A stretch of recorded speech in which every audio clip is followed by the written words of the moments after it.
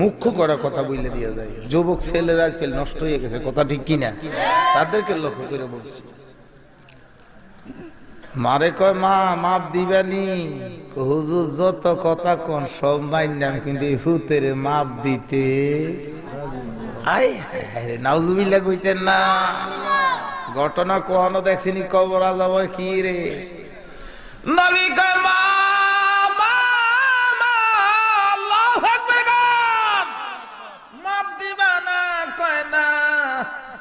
যত কথা বলেন হুজুর মাপ দিব না। বলে কেন দিবা না? বলে হুজুর আমার স্বামী ছিল একজন আল্লাহর ওলি, মৃত্যুর কয়দিন আগে আজরাইল আসে। কিরে ওয়াজ মনোরা হচ্ছে বেটা তোরা, কয়দিন আগে? আরে ডেলি কয়বার আইয়ে, আরো আসতে গ। হুজুর মৃত্যু যখন গনায় আসে, আমার স্বামী আমার হাত রাত ধরে কয় স্ত্রী রে,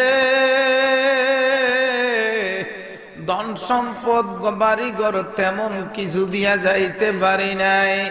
আমার ইন্তেকালের পরে যদি আমার ছেলেটারে তুমি লালন পালন করো, জিন্দিগিতে একটা ছেলের মুখ দেখতে পারি নাই, সন্তানের মুখ দেখি নাই, যদি সন্তানটারে লালন পালন করো, আল্লাহর কসম দিয়া বলছি তোমারে ছাড়া একটা কদম জান্নাতে যাইতে রাজি না। জোরে কোন সুবহানাল্লাহ।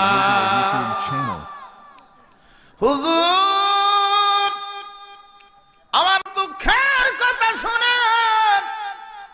আমার স্বামী মারা যাওয়ার পর আমি বড় কষ্টে মানুষের বাড়িতে বুয়ার কাজ করি। বুয়া বুঝেননি আপনারা? বুঝেন বুঝেন?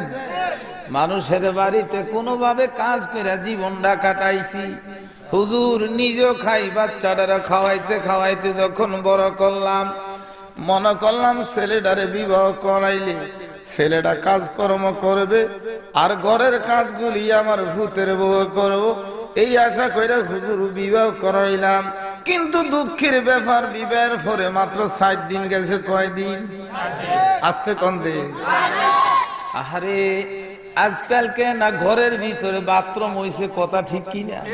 চেয়ারম্যান সাহেব কইতে পারবো, আমি তো 20 বছর বাগরা মাদ্রাসায়, আর এসব ঘরের ভিতরে পায়খানা ছিল না। ওই দূরে গিয়ে কাহি লাগাছো বইয়া, খালের কোনার মধ্যে দম দূরে আগদো, কথা ঠিক নেই।